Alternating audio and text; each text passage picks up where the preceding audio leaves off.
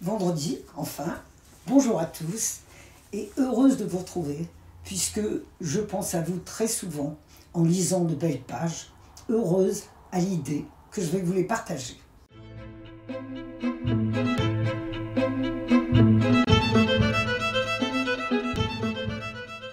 L'auteur que nous rencontrons aujourd'hui est Claire Castillon.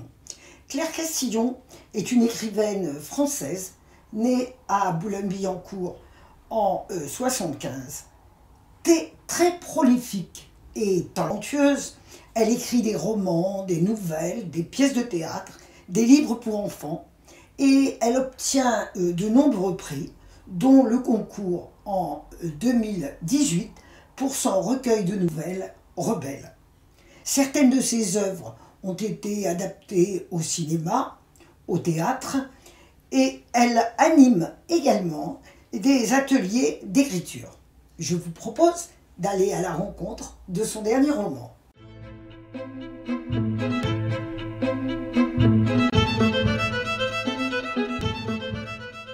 Il s'agit de Son Empire, paru en juin 2021. La narratrice est une petite fille de 7 ans dont la mère a été kidnappée par un homme qui prétend l'aimer. L'enfant regarde sa mère peu à peu se vider de sa personnalité par un vampire qui dévore ce qui fait son âme.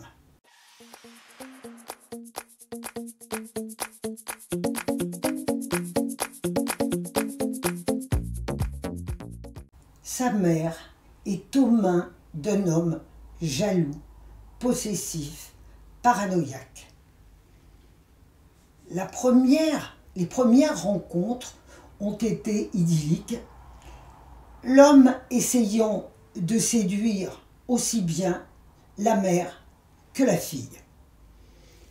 Mais l'enfant, peu à peu, voit sa mère changer, les relations fusionnelles qu'elle avait avec elle s'estompent et elle écrit tout.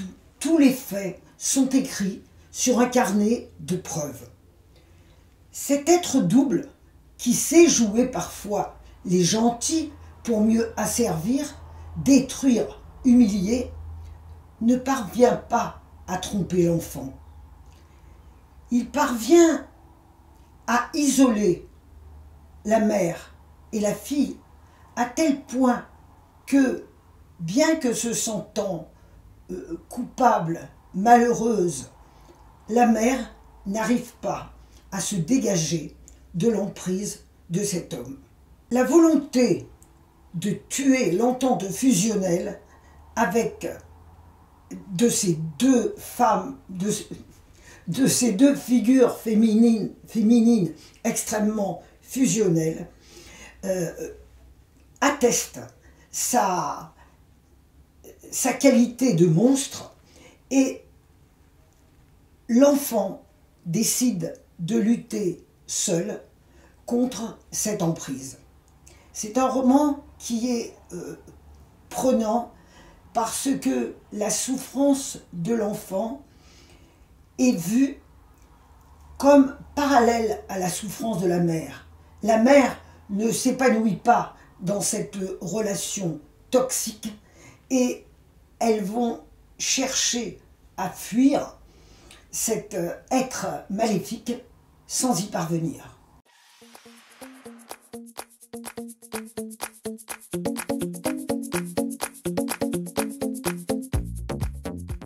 Cet homme est un parasite qui pollue la vie de ces deux figures féminines et je vous propose de rencontrer cet homme dans un extrait qui le caractérise.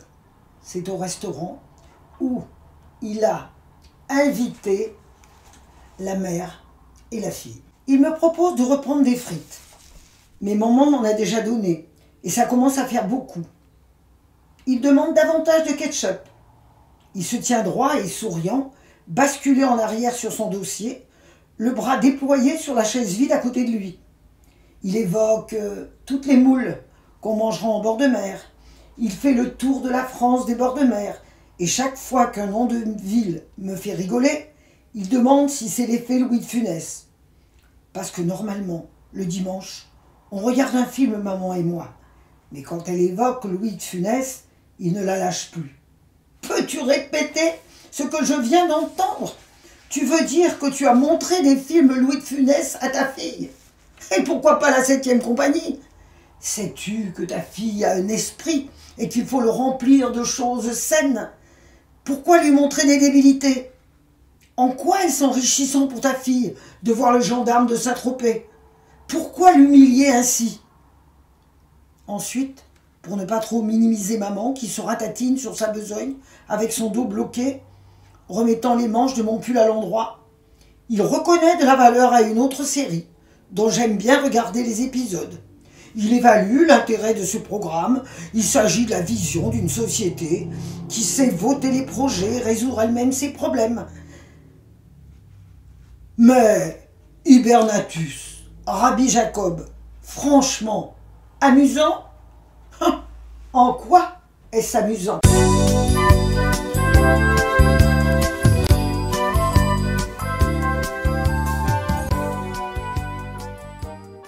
Un roman inquiétant, à l'humour glacial, où sont disséquées les contradictions de la femme et de l'homme qui la manipule.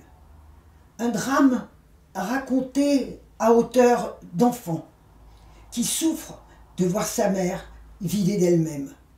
Une écriture féroce, empreinte de finesse psychologique, des pages addictives, jusqu'à la dernière. Si vous rencontrez ce tuyau suceur, un titre que l'enfant lui a décerné, surtout, ne lui ouvrez pas la porte. En revanche, laissez ouverte celle des pages de ce livre pour éviter que d'autres jeunes femmes ne l'accueillent. À très bientôt pour une nouvelle découverte.